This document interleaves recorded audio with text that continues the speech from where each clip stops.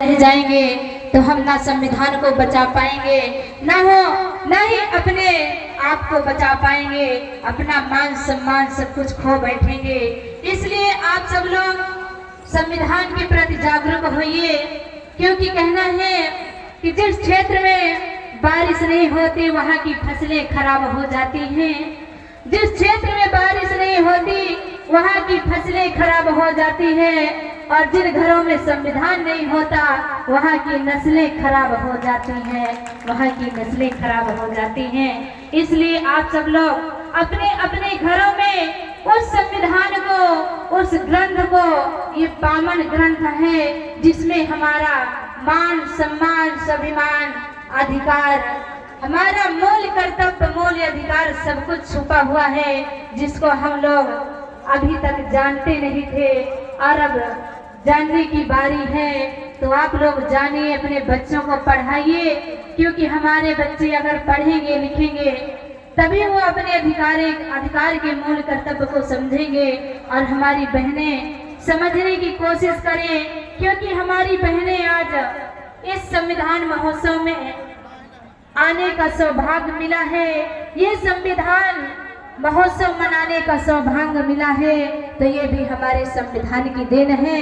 अगर संविधान नहीं होता तो हम सब इस मंच और माइक के लायक नहीं होते।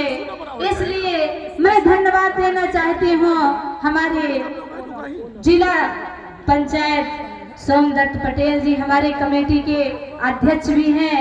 तो और इसके पहले भी पिछले साल भी संविधान महोत्सव मनाया गया था, उसमें भी हमारे अगुवाई जो भी हमारे कमेटी के अध्यक्ष हमारे भाई बहन लोगों ने किया, उन भाइयों को मैं धन्यवाद देती हूँ कि आप सब लोग शुरुआत किए और आज ये अनूपा आदिवासी बौद्ध को ये मंच माइक मिला है, तो ये भी संविधान की देन है और आप सब लोगों के सम्मान की देन है जो अनूपा आदिवासी इस मंच पे खड़ी है। इसलिए मैं आप सब लोगों का धन्यवाद देती हूँ और अपने बहनों को कहना चाहती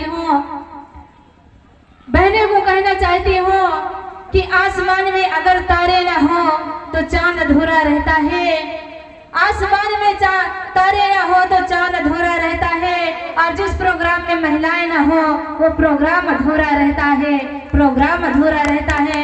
तो आप लोग ज्यादा से ज्यादा भारी संख्या में आई हैं हमारे साथ देने के लिए, तो आप सबका भी बहुत बहुत धन्यवाद है। और हमारे भाई जितने लोग संविधानवादी हैं उपस्थित हैं, आप सबका पुनः धन्यवाद है। ज्यादा समय मैं नहीं लूंगी, क्योंकि बहुत ही विद्वान वक्ता hमारे बीच में आए हैं, हम सब उनको सुनना चाहती हूँ, तो यही से मैं अपनी बाणी को विराम दूंगी।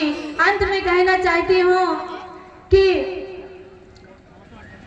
अंत में मैं उन महान पुरुषों की 2 लाइन शब्द बोलना चाहती हूँ जो इस संविधान को पावन ग्रंथ बनाया और हम सबके बीच में पहुंचाया, किस कष्ट से संविधान को बनाया। उनको कहना चाहती हूँ कि बाबा साहब के जीवन का ये कैसा फसाना है।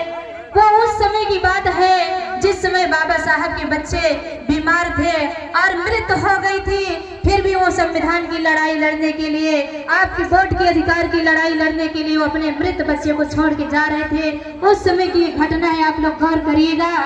ये बाबा साहब के जीवन का ये कैसा फसाना है कि घर में लाश बेटे की उन्हें लंदन को जाना है।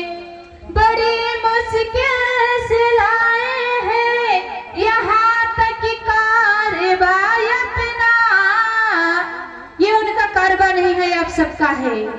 बड़ी मुश्किल से लाए हैं यहाँ तक कारवाई, इसे पीछे न जाने दो, इसे आगे बढ़ाना है। इसे पीछे न जाने दो, इसे आगे बढ़ाना है। इस अपनी बाणी को विराम दूंगी। अंत में कहना चाहती हूँ कि समय बहुत कम है, आप लोग ध्यान में धरते हुए संविधान को बचाने की कोशिश करिए। इसलिए कहना है वक्त बहुत कम है, जितना दम है लगा लो, कुछ लोगों को मैं जगाती हूँ, कुछ लोगों को आप जगा दो, कुछ लोगों को आप जगा दो। आप सभी लोगों का पुनः बारंबार धन्यवाद। नमो बुद्धाय, जय भीम, जय भारत, जय संविधान।